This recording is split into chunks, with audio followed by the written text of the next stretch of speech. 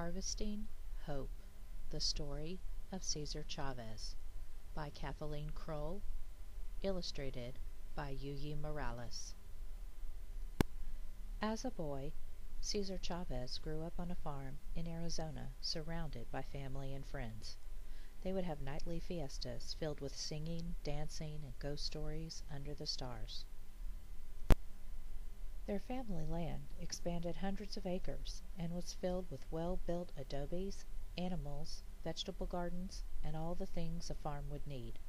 Cesar spent his days with his best friend and brother, Richard. When Cesar started school, he was so scared he raced out of the school and ran the entire way home. It took 3 days for his mother to talk him into going back to school.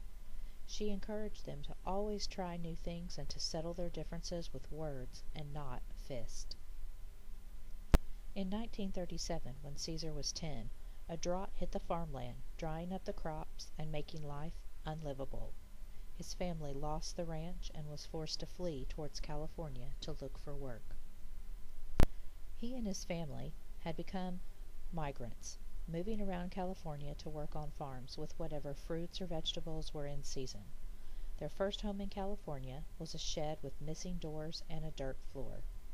They had to share bathroom facilities with other families. Everything was filthy, and everyone argued. Food was scarce, and sometimes they were made of wildflowers or greens they picked alongside the road. The work was hard, oftentimes causing blisters, bleeding, stinging eyes, and breathing problems. The family hoped they would save enough to buy back their own land, but at the end of the day the whole family could earn as little as 30 cents for the entire day's work. After many years of living this way, they gave up on the dream of ever being able to buy back their land. The towns were no better, with many areas displaying signs saying, "White trade only." Cesar once got in trouble at school for speaking Spanish and was made to wear a sign that read, "I am a clown. I speak Spanish." Even though he liked to learn, Cesar hated conflict, so after his 8th grade graduation, he dropped out of school to work in the fields full-time. He was embarrassed by his lack of education, but he had to work to feed his family. It bothered him a great deal the way landowners treated their staff. No restroom breaks, rest periods, or drinkable water was provided. Anyone who complained could be fired, beaten up, or even worse, murdered. Cesar was afraid and suspicious all the time. Cesar never forgot his old life in Arizona. When he was in his 20s, he decided to dedicate his life to fighting for a change in the treatment of migrant workers. Again, he crossed California, only this time to convince people to join his crusade. Not many people were interested at first, but slowly, one by one, they would agree to join him.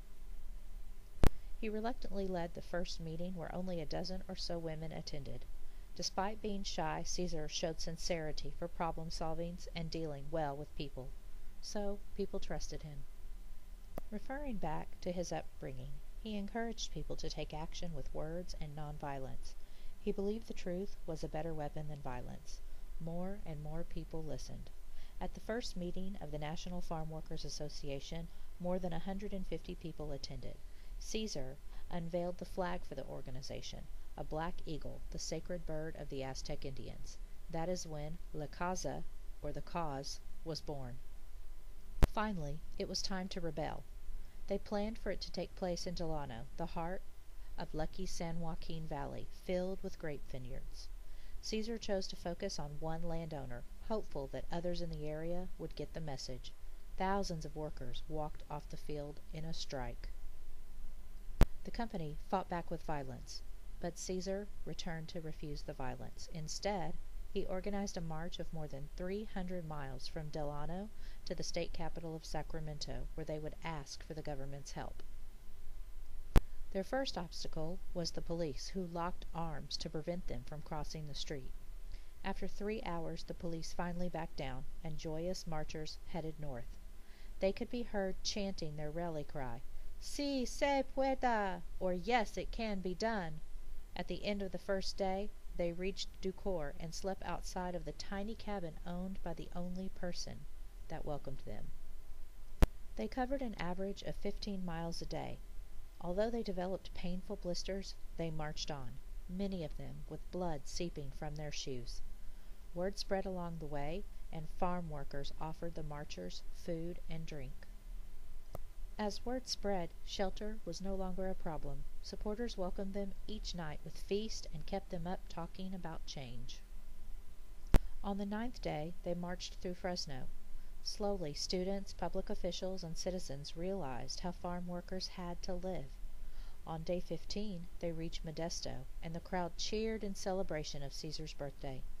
2 days later, 5,000 people met the marchers in Stockton with flowers, guitars, and accordions. That night, Caesar received a message he couldn't believe. He went all the way to a Beverly Hills mansion to meet with the officials of the Grape Company. They were finally ready to recognize the National Farm Workers Association. They promised a contract with better pay and better conditions. Caesar rushed back to join the march. The marchers arrived in Sacramento on Easter Sunday to a parade 10,000 people strong. From the steps of the Capitol, they announced Caesar had signed the first contract for farm workers in American history. The parade erupted into a giant fiesta. People were cheering, weeping, hugging, and waving flags. Speakers addressed the crowd, speaking both in Spanish and English. The crowd celebrated well into the night. The march had taken a toll on Caesar. He had a swollen leg and a high fever. Although he was in pain, he still led everyone by reminding them that the battle was not over and much more work lay ahead. The wealthiest people in the world had been forced to recognize some of the poorest because of Cesar Chavez and his crusade. He was able to prove that you can win without violence. He said, "It is well to remember there must be courage, but also that in victory there must be humility."